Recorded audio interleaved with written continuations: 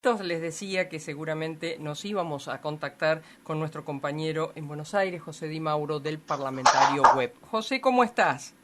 Buen día, María, ¿cómo estás? ¿Bien? Bien, bien. Bueno, se produjo un hecho que indica, en el caso del bloque oficialista en el Senado, bueno, un debilitamiento de lo que fue la lapicera absoluta de la vicepresidenta, ¿no? Hay un desgajamiento de ese sector. No sé la lectura tuya que quiero escuchar. Sí, bueno, es un hecho no menor la cuestión de que el oficialismo dejó de ser primera minoría en el Senado. Ujú. Es un dato que para encontrar una similitud hay que remontarse un poco a 2009, 2010, Mm. cuando aquella época del Grupo A, donde perdió mayoría el oficialismo en esa Cámara. Ujú. Pero bueno, ahora es muy distinto. ¿Por qué? Por un montón de cosas, porque es un año impar en el cual ya se han resuelto las cuestiones en cuanto al tema de las presidencias de las cámaras. Esto, si hubiera pasado el año pasado, hubiera sido una catástrofe para el oficialismo, porque le hubieran correspondido toda la mayoría de las presidencias a la oposición. Ahora no cambia, en la práctica no cambia nada. Lo que llama la atención es algunas cuestiones respecto de los protagonistas de esta rebelión, así entre comillas, porque uno los ve a algunos de ellos muy cristinistas, muy kirchneristas, Mm. como para que eso no haya contado con un guiño, o no digo que lo haya alentado la vicepresidenta, pero sí que como que lo haya aprobado, en definitiva. Ujú. Y me refiero a Guillermo Snopek, que está muy cercano a Cristina Kirchner, y el otro caso es el de la senadora Eugenia Catalfamo. Mm. Independientemente de eso, después los otros dos actores son Camao Espínola, que Camao Espínola tiene ganas de irse desde los tiempos de 2019, más o menos, porque era uno de aquellos en los que si hubiera ganado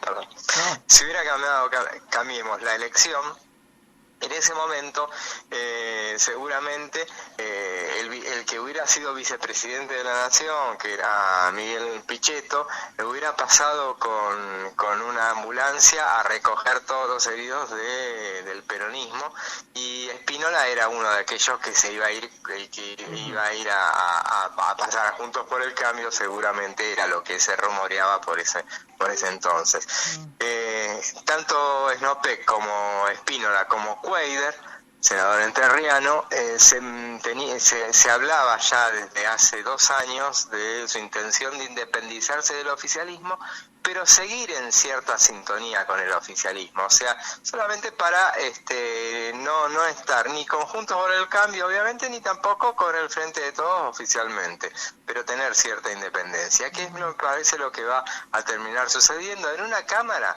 de todas maneras, que se viene moviendo muy poquito. Ujú. A mí me parece notorio, y un detalle no menor, que la vicepresidenta de la Nación tampoco haya estado en esta sesión preparatoria, porque a la sesión preparatoria no faltan nunca Ujú. los vicepresidentes. Mm. Y la vicepresidenta, desde el 1 de septiembre, que ese día hubo sesión en el Senado y a la noche hubo ese intento del Claro. magnicidio, no volvió más al Senado. Mm. Lo que pasa, bueno, con toda lógica durante un tiempo, pero bueno, a esta altura la vicepresidenta ha estado en actos públicos. O sea que se supone que en el Senado, que es un ámbito, si se quiere, amigable, tendría que estar realmente. Pero bueno, un poco una señal también de ella de que esto que pasó no me lo hacen a mí, sino que se lo hacen a Alberto.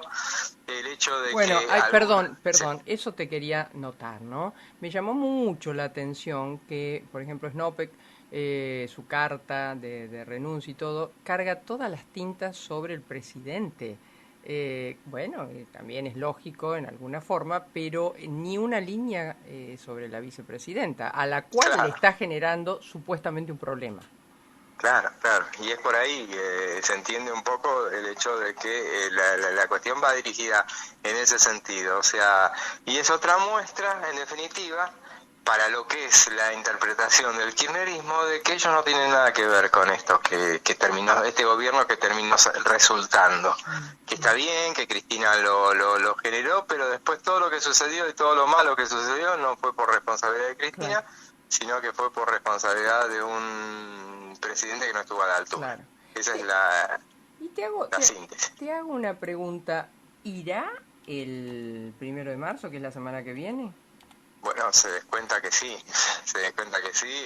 entiendo que sí, que si Cristina sabe cosas es alguien que sabe bien cómo es todo el manejo legislativo y sería un dato muy muy notorio el hecho de que no estuviera ahí, que tampoco hay que descartarlo a estas alturas, me parece. Uh-huh. Esa posibilidad, pero entiendo que unos quiere entender que estará allí, que las caras, habrá que estar atento a las caras que ponga durante toda la ceremonia, porque ella se expresa a través de esos rostros, que seguramente no habrá sonrisas en ese momento, y que estoy tratando de recordar cuándo fue la última vez que se vieron, y yo no sé si no fue esa la última vez que se los vio juntos. No, digamos, públicamente tal vez, pero o después estuvo el hecho de que le mostraba la lapicera, me parece que después hubo un encuentro, sí, y después, por supuesto, cuando fue lo del atentado, que el presidente en forma privada la visitó. Pero me parece que después del de aquel 1 de marzo, estuvo, que ya no recuerdo dónde fue ese acto, donde le mostraba y le decía a Alberto usa la lapicera, algo así. ¿Te acuerdas? Claro. No me acuerdo qué fecha ni cuándo, pero fue algo así. Es decir, de la extraordinaria fue un fracaso, no trató el gobierno nada. El otro día me decía un allegado a Larreta, muy allegado a Larreta, que no trataron nada porque ellos querían poner en el temario, determinados proyectos de ley. Le digo, pero, diputado, en la extraordinarias, los que mandan son el Ejecutivo. Sí, pero después nos necesitan. Bueno, está todo embarullado, ¿no?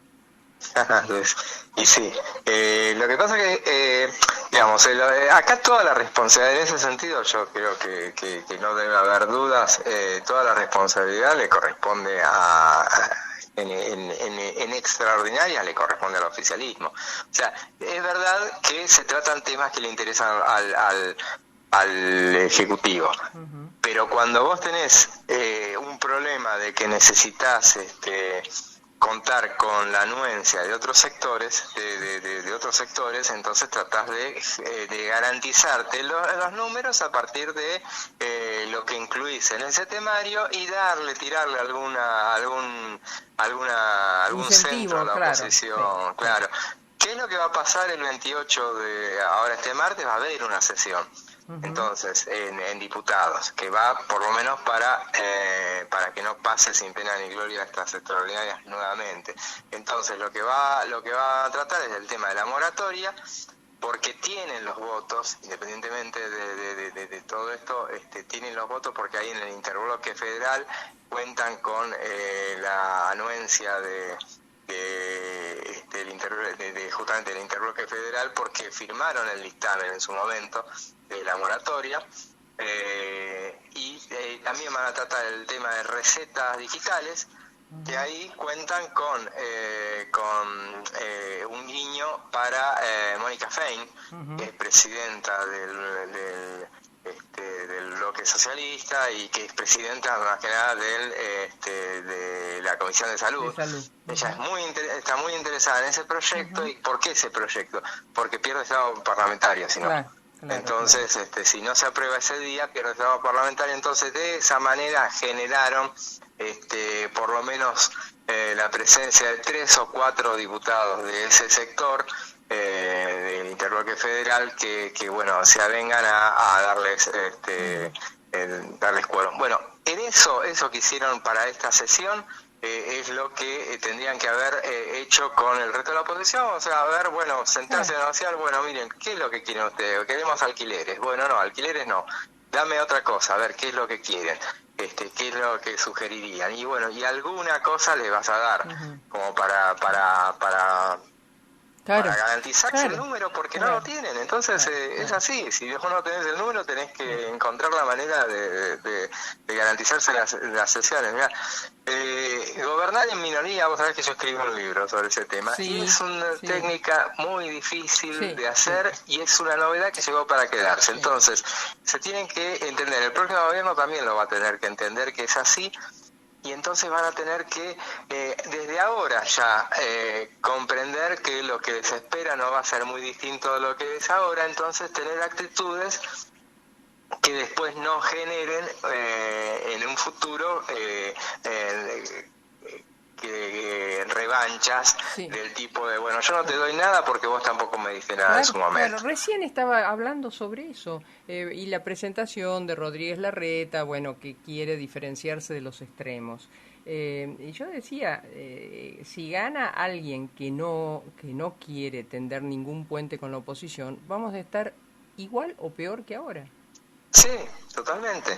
Mira, cuando yo escucho lo de Milei, es un disparate, pero por donde lo vean, pero no estoy haciendo un juicio de valor de Milei, realmente, sino que lo que estoy diciendo es difícil, si no fuera Milei, si fuera Manes, supongamos, bueno, Manes tiene un partido detrás, primero vos tenés que garantizarte que vas a tener gente para ocupar todos los cargos.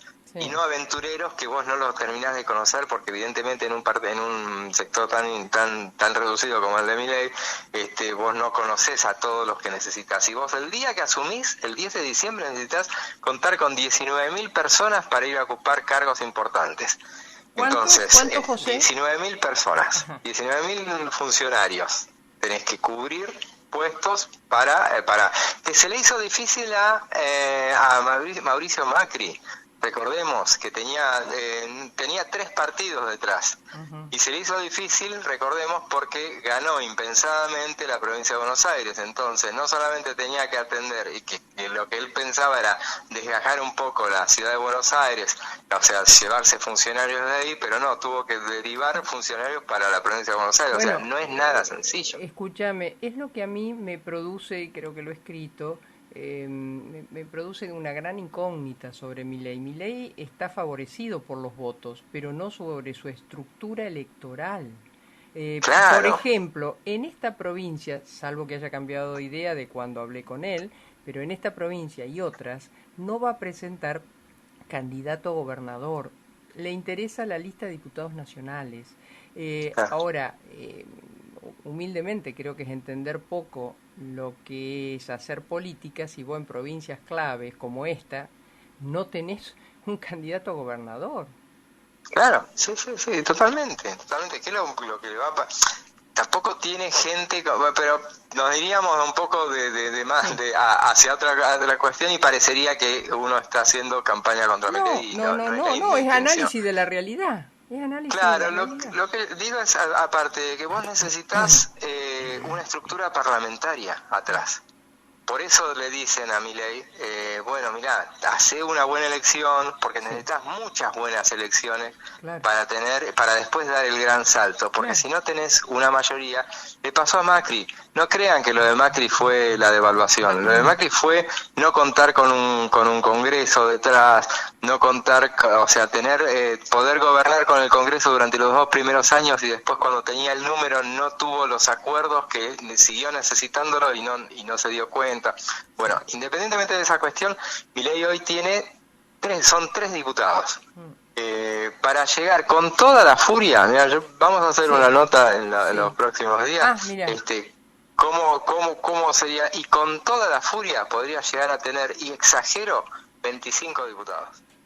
Pero exagero, ningún senador tendría. No podés gobernar, porque no te alcanza, porque miren Perú, y ni siquiera es como, porque en Perú se disuelve el Congreso, se arma un Congreso de nuevo, arrancan de cero. Bueno, acá tenés 25 contra un oficialismo al que le van a quedar más de un oficialismo, Frente de Todos, que va a seguir existiendo, por más que se separen un poco, pero bueno, de ahí no vas a tener ningún voto y van a ser más de 115. Vas a tener un Juntos por el Cambio donde, bueno, Milei dice, bueno, y de ahí podría gobernar con parte del PRO. Y bueno, parte del PRO son 40 personas, los del PRO. Y no todos se encolumnarían detrás. Sí, sería distinto un poco si el ganador fuera Juntos por el Cambio, que en ese caso, para determinadas cuestiones, seguramente podría tener la anuencia de parte del sector de Milei, porque aparte, con unos partidos tan bisoños, vos lo que pasa en esos casos es que todos se terminan separando. O sea, lo que va a ser el Partido Libertario y va a terminar, si no es gobierno, va a terminar, y te lo apuesto como que a los 4 años, y repartido en 6 bloques, más o menos, en puros monobloques. Que fue un poco, fíjense, lo que pasó con Luis Zamora. No me acuerdo qué año fue, en el 95, por allá, en la década del 90, que tuvo una muy buena elección. Una muy buena elección, sí. Sacaron 2 diputados nacionales, que es mucho para eso, pero es difícil sacar más, por eso digo que a Milei le va a costar un montón, y legisladores porteños sí, ahí sacó un montón, porque él había hecho una buena elección acá, y había sacado 6 legisladores porteños, al año, ¿sabes cuántos bloques tenía en la legislatura porteña? No. 6. Eran 6 diputados y eran 6 bloques. Se separaron todos. Le pasó, perdón, ¿sabes qué? También otro dato te doy, le pasó a Amalia Granata acá. Bueno, ahí tenés. Fíjate, miralo. Los partidos nuevos. Claro, míralo, porque se le fue desgranando acá en la legislatura provincial de Santa Fe. Y bueno, es eso. Lamentablemente es eso. Por eso digo, es muy difícil gobernar sin un Congreso. Le está pasando entonces, ¿qué te dicen? Milei o Bullrich misma. Bullrich que va con un discurso que yo también lo entiendo, porque ella trata de que no se le vayan por derecha los votantes. Claro, que se le vayan a Milei. Ella trata de guardar eso. Por eso mantiene esa postura, porque muchos dicen, bueno, pero no puede, Juntos por el Cambio tiene que mantener esas 2 alternativas, porque si hoy por hoy consagraran, supongamos, a Horacio Rodríguez Larreta, faltando 6 meses, y le estás entregando todo un sector de halcones a Milei, que en 6 meses se hagan a la idea de que tienen que ir con él. Claro. Bueno, independientemente de eso, ahora Bullrich también dice, no, bueno, yo voy a gobernar con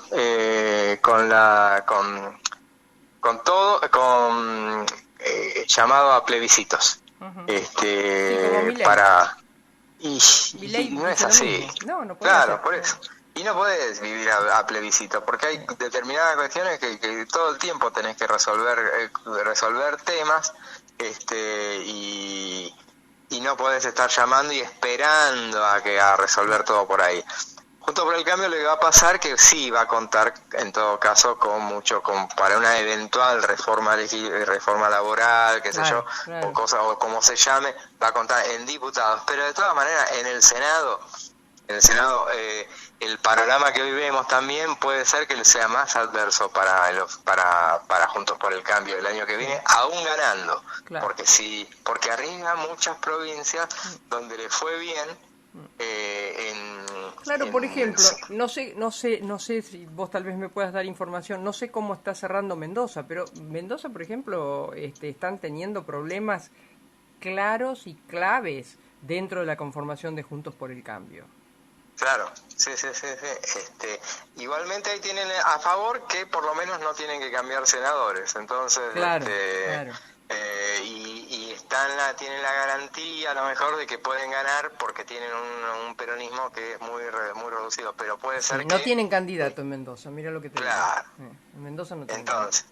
Entonces, pero la verdad es que bueno, te puede pasar que vos necesitas más, y esto lo tiene claro Juntos por el Cambio también, necesitas más provincias.